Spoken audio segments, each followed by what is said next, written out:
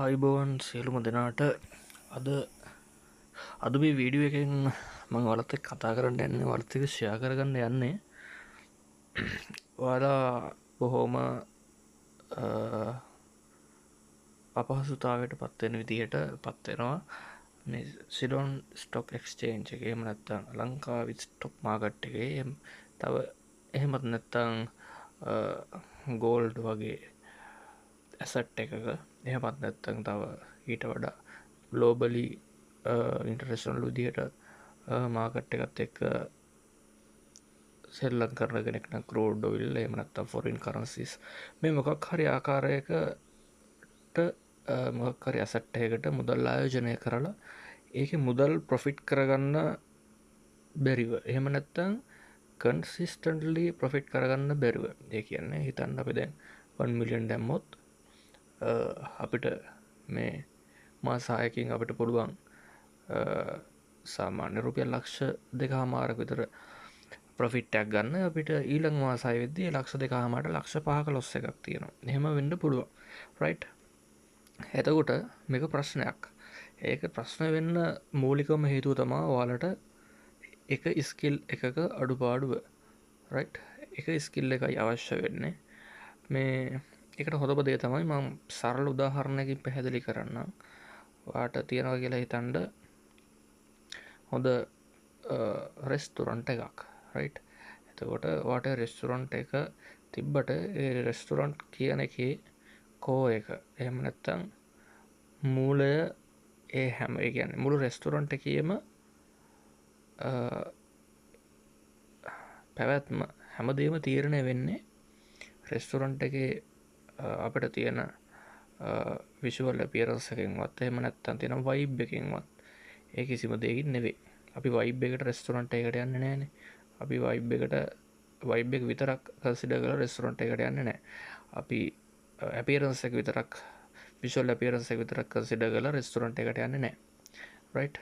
අපි යන්නේ ඒ දේවල් අර බාහිර සාධක විතරයි. අපි යන්නේ අපිට ඕන අර ටේස්ට් එකට. රයිට්. ඒ දිවට තියෙන ෆීලින් එකට තමයි අපි යන්නේ. එතකොට රෙස්ටුරන්ට් එකේ මේන් රෝල් එක ප්ලේ කරන්නේ ඒ රෙස්ටුරන්ට් එකේ ඉන්න හෙඩ් චෙෆ්. රෙස්ටුරන්ට් එකේ අයිතිකාරයවත් ඒ කවුරුත් නෙමෙයි. ඒ හෙඩ් චෙෆ්ට පුළුවන් ඒ රෙස්ටුරන්ට් එකද ඒ රෙස්ටුරන්ට් නෙට්වර්ක් එකද ඒ හැමදේම A to Z කන්ට්‍රෝල් කරන්න.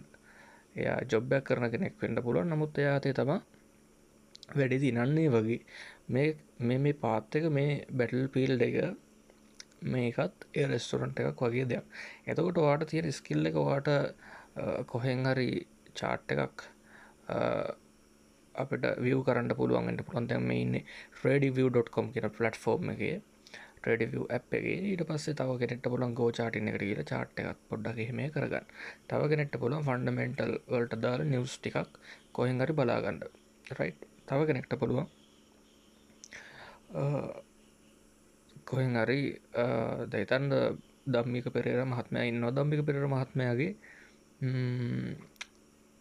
ළඟම හිතවතෙක් වෙලා ඉන්න පුළුවන් තව කෙනෙක්. රයිට්. එතකොට ඒ වගේ විවිධාකාර දේවල් කරන්න පුළුවන්. සමහර කෙනෙක්ට පුළුවන් මේක හොඳට ෆන්ඩමෙන්ටලි ඇනලයිස් කරන්න. හැබැයි මාකට් එකේ ඕල් ෂෙයා ඉන්ඩෙක්ස් එක අප් වෙද්දි මාකට් එක අපි බයි කරන දේවල් ටික මාකට් එකේ අපි බයි කරන ඇසට්ස් වල මිල පහත යන්න පුළුවන්.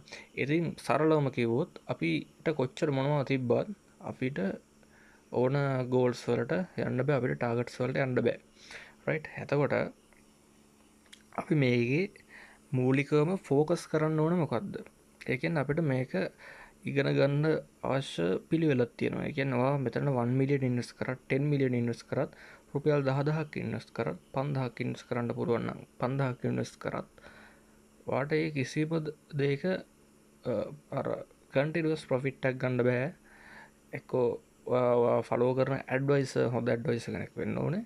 එහෙම නැත්නම් ඔයාට හොඳ නොලෙජ් එකක් තියෙන්න ඕනේ මාකට් එකේ බිහේවියර් එක ගැන. රයිට්. එතකොට මේකට අපි සරලවම කතා කරමු. මේකට කියන්නේ ටෙක්නිකල් ඇනලිසිස්. එතකොට මේ ටෙක්නිකල් ඇනලිසිස් කියන්නේ කවුරුත් කියන දෙයක් බලාගෙන මාකට් එකේ ඉරි කැලියන් දෙන එක නෙවෙයි. මාකට් එකේ මාකට් එකේ කියන්නේ මේ තියෙන chart එක වලට පේනවා. මේ chart එකේ තියෙන්නේ chart එක නොදන්න කෙනෙක් නම් මෙතන වම් අත පැත්තේද දකුණු අත පැත්තට වෙන්න අපි බලාගෙන ගියොත් ඒ තියෙන්නේ වම් පැත්තේද දකුණු අත පැත්තට තියෙන්නේ කාලයේ වෙනස් වීමයි කියන්නේ ටයිම් එක. උඩට තියෙන්නේ රේට් එක. රයිට්. එතකොට මේක chart එකක්. එහෙම නැත්නම් graph එකක් විදියට කෙනෙක්ට ගන්න පුළුවන්. chart කියන එක ටික complex තමයි මෙතන තියෙන graph එකක්. රයිට්. එතකොට අපිට analyze අපිට technical analysis එකකින් කරන්න බැරි දේවල් තියෙනවා. රයිට්. කරන්න පුළුවන් දේවල් තියෙනවා. කරන්න බැරි දේවල් තමයි අපිට බෑ මාකට් එක ලොකු huge move එකකට යන්න කලින් අපිට මේ මාකට් එකේ huge move එකක් දැන් අපි කරනවා කියන්නකෝ. එතකොට huge move එක කරන්නේ technical analysis කරලා නෙමෙයි. right. දැන් මට තියෙනවා නම් 140කට වඩා shares තියෙනවා නම් මම නම් වැඩිපුරම කොටස් හිමිකාරීත්වයේ තියෙන යම් කිසි සමාගමක. එතකොට මේ movement එක කරන්න මට technical analysis අවශ්‍ය නැහැ. එතකොට technical analysis වලින් track කරගන්නේ. ඒ කියන්නේ අපි එතනින් කරන්න උත්සාහ කරන්නේ මාකට් එකේ ඉන්න බයර්ස්ලා සෙලර්ස්ලා යාලගේ හැටියට යාලා බයි කරනවා සෙල් කරනවා තියෙන ඔපචුනිටිස් එක. එතකොට යාලා කරන දේවල් තියෙනවනේ කරපු දේවල් තියෙනවා. රයිට්. හිතන්න මෙහෙම. දැන් ඉන්න ධම්මික පෙරේරා මහත්මයා. ධම්මික පෙරේරා මහත්මයා යම්කිසි ප්‍රයිස් ලෙවල් එකකදී ලංකාවේ කම්පැනි එකකින් ෂෙයාර්ස් මිලදී ගන්නවා. රයිට්. එතකොට අපිට පුළුවන් වෙන්න ඕනේ දැන් ධම්මික පෙරේරා මහත්මයා මිලදී ගන්නවනේ. මිලදී ගත්තාම මොකද වෙන්නේ? ප්‍රයිස් එක යම්කිසි මට්ටමකට අප් වෙනවා. රයිට්. එතකොට තියෙන මාකට් එකේ තියෙන ෂෙයාර්ස් ප්‍රමාණය අඩු වෙනවා. එතකොට අපිට බයි කරන්න තියෙන ප්‍රමාණය අඩු වෙන හින්දා මිල ඉහළ යනවා. ඊට පස්සේ මොකද වෙන්නේ?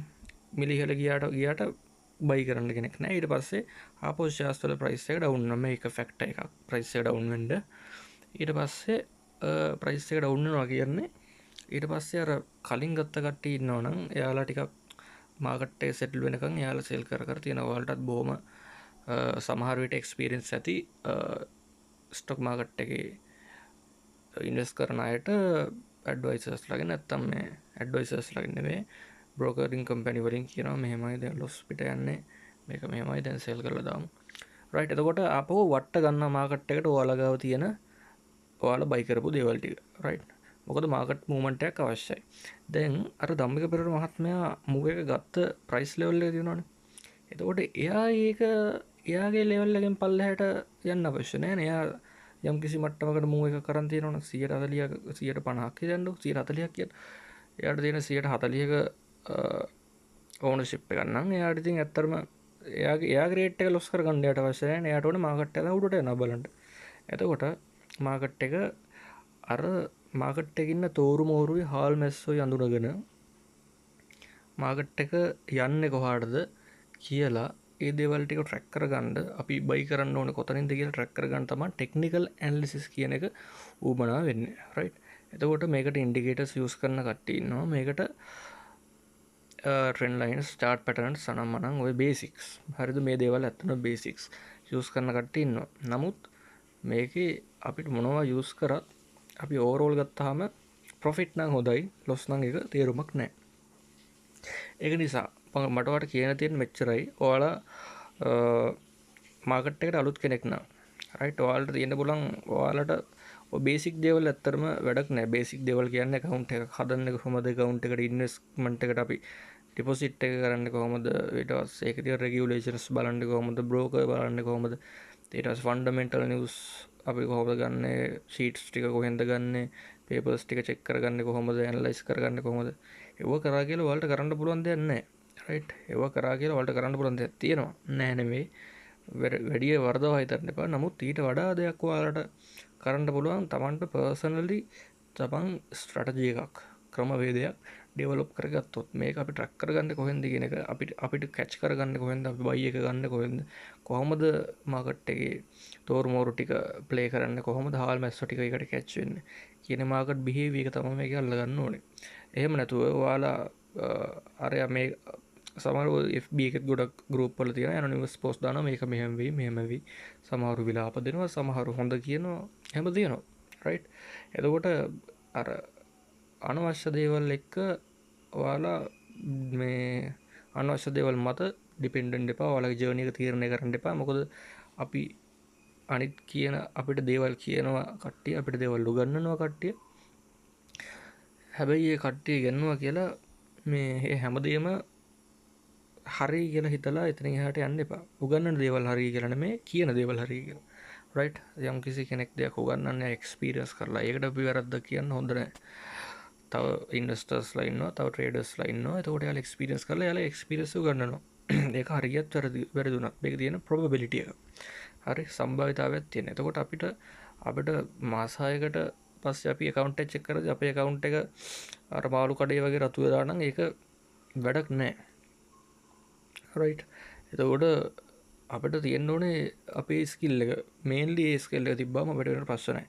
මේ කියන්නේ ෆන්ඩමෙන්ටල් මේ ඇනලයිසිස් එකක් වැදගත් නැහැ කියන එක නෙවෙයි. ෆන්ඩමෙන්ටල් ඇනලයිසිස් එකක් වැදගත්. නමුත් ෆන්ඩමෙන්ටල් ඇනලයිසිස් එකක් ඔයාලට කරන්න ඩේටා තියෙනවා නම් ඒක වැදගත් සහ ඒ අවශ්‍ය පසුබිම තියෙනවා. රයිට්? හැබැයි ඊට වඩා ඔයාලට පුළුවන් කැච් කරගන්න ඒ කියන්නේ අර අපි කියන්නේ අර ඔහොම ඉස්සරහින් අල්ලන්න තියෙන අය වටෙන් කරකෝ අල්ලන්න ඕනේ නැහැ. තමන් හරි කන්සෙප්ට්ස් ටිකක් ඉගෙන ගන්න ඕනේ. මේ කියන්නේ අපි ටෙක්නිකල් ඇනලිසිස් හරහා ඉගෙන ගත්තා කියලා අපිට මේ 100% මේක මේ අනිවාර්යයෙන්ම ප්‍රොෆිට් වෙනවා කියලා නෑ.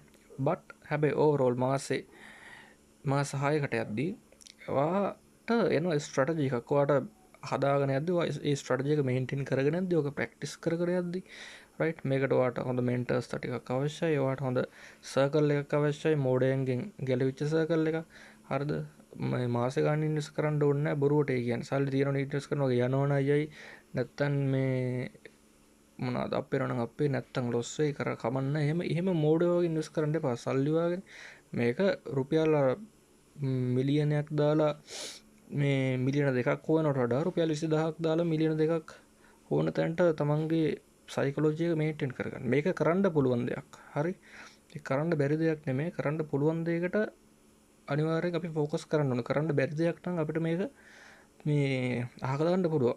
රයිට්? කවුරු හරි කියනවා නම් මේක කරන්න බෑ කියලා එයාගෙන් චුට්ටක් මිදෙන්න. මොකද තර්ක කරන්න යන්න එපා. මිනිස්සුත් එක්ක ඒක තේරුමක් නැහැ.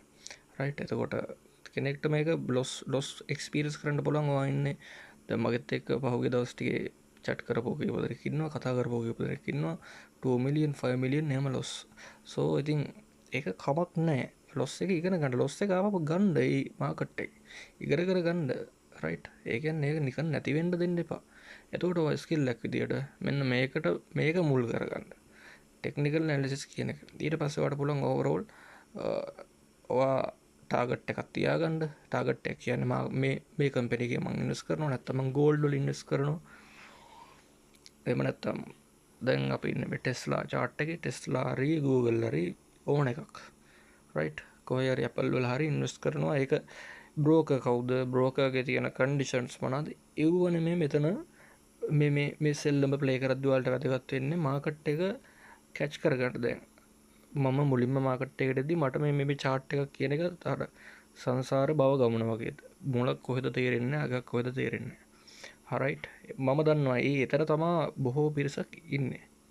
එතකොට දැන් මට අවුරුදු ගාණක් ගියා මේක අපි ට්‍රැක් කරගන්න ඕන කොහොමද, මොකද්ද මෙතනින් කරන්නේ, කොහෙන්ද එන්නේ, කොහෙන්ද යන්නේ, කොතනින්ද මාකට් එක නවතින්නේ, ඇයි මාකට් එක මූව් වෙන්නේ, මාකට් එකේ මොකද්ද පිටිපස්සේ තියෙන දේ. අර ප්ලේටෝ කියලා ඉන්නවා ෆිලොසොෆර් කෙනෙක්, දාර්ශනිකයෙක්. එයාගේ තියෙනවා හොඳ අපිට ඉමේජ් එකක් විදිහට ගන්නත් පුළුවන් මේ Google එකේ සර්ච් කරලා බලන්න theory of the cave. හරි මොකක් කර එකක්. ඔය cave කියන දේ සම්බන්ධ. රයිට්? එතකොට ඔයාලට තේරෙනවා මාකට් එකේ ඔයාලට මිනිස්සු කියන දේවල් සහ මාකට් එකේ ඇත්ත තත්ත්වය. රයිට්? එතකොට මෙන්න මේ ස්කිල් එක හදාගන්න මේ පැටර්න්ස් එක හරි රෙසිස්ටර් ලෙවල් එක හරි කොහොම හරි කමක් නැහැ. ඔයාලට YouTube එකේ වීඩියෝ ඕන තරම් තියෙනවා. අපිත් ඉස්සරහට වීඩියෝ ටිකක් කරගෙන යන්. YouTube එකේ වීඩියෝ ඕන තරම් තියෙනවා. එතකොට පැටර්න්ස් හරි රෙසිස්ටන්ස් සපෝට් ලෙවල් හරි ඉන්ඩිකේටර්ස් මත නම් බේස් වෙන්න එපා. මොකද ඒක සපෝට් එකට තියාගන්න. ඉන්ඩිකේටර්ස් මත ඩිසිෂන්ස් ගන්න යන්න එපා.